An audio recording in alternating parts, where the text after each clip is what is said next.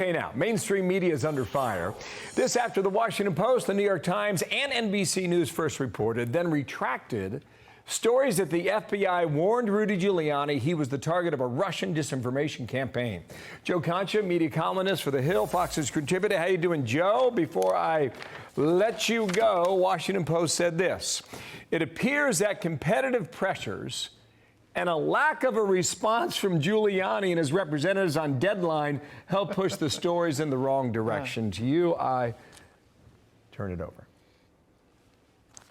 Bill, you gotta love how Rudy Giuliani is now being blamed for not one, not two, but three major news organizations getting this craptastically wrong. Think about that for a moment, where they say that, wait a minute, a lack of response and his representatives with reporters on deadline, all three of the reporters on here, I guess there are multiple bylines, so all these reporters from all these news organizations were on the same exact deadline? I thought they were competitive, right? And also, the old saying is, get it right, but first, get it first, excuse me, but first get it right. I believe that was UPI. And maybe Giuliani didn't want to comment to the Washington Post or the New York Times or NBC News because he, like 90-something% of Republicans/conservatives, don't trust the messenger. And maybe he thought that the Times and the Post and NBC wouldn't give him a fair shake because, obviously, of his association with Donald Trump and his party affiliation. So we hear a lot now, Bill, of these news organizations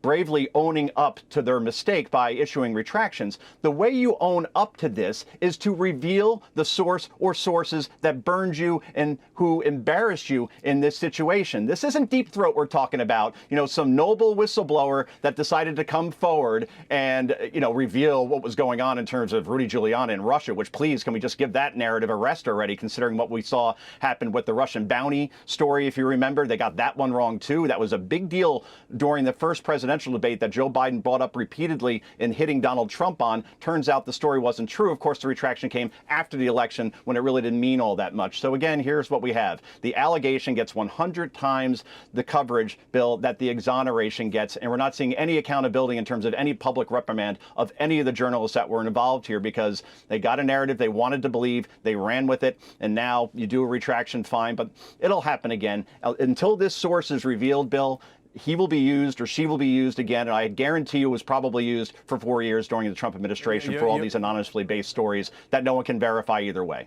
Topic number 2 here. Just want to call this headline. NBC. This has to do with the border right now. Biden lays border crisis on Trump administration's refusal to cooperate. I watched that interview at the end of the week on Friday. I frankly, I was a little taken aback by how he pretty much said the shelf was bare. We had nothing to go on. It's all their fault. We talked about last hour. The policy of the administration seems to be do the opposite. Now, how did you read this? Biden lays border crisis on Trump administration's refusal to cooperate, Joe.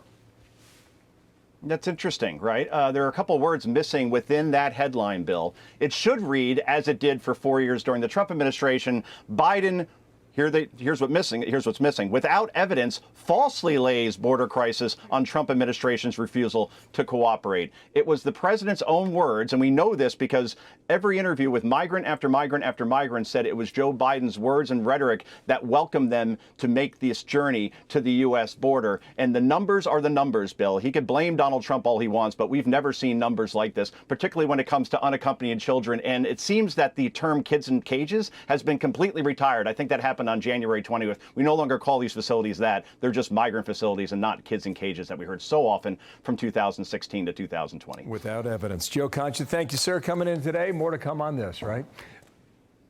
Thank you, Bill. Thank you, Joe.